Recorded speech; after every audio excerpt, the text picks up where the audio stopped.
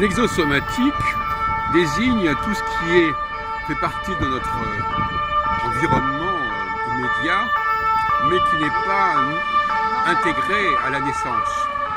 On va dire qu'on ne sache pas, qu'on ne soit pas programmé pour s'en servir, mais tous les outils sont de l'ordre de l'exosomatique. Et la question est de savoir si la femme fait partie de notre environnement exosomatique. Moi, je le pense. Et par exemple, je n'ai appris à utiliser les femmes sur le plan physique, sur le plan exosomatique, que quand j'avais déjà plus de 20 ans.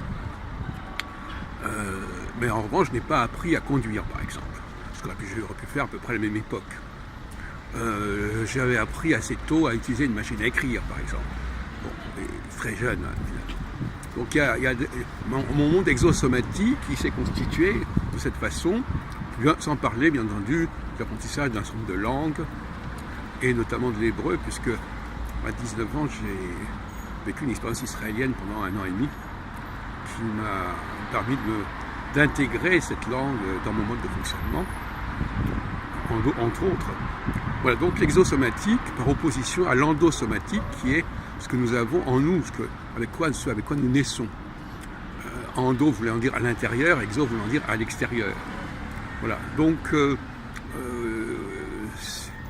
voilà,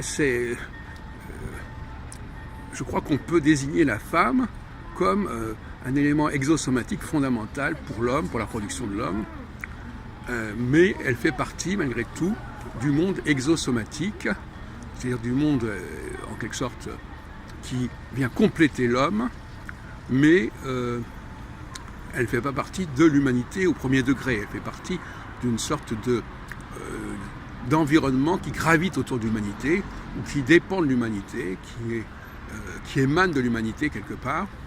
Et d'ailleurs, on retrouve cela, bien entendu, dans le chapitre 2 ou 3 de la Genèse, premier livre du Pentateuque.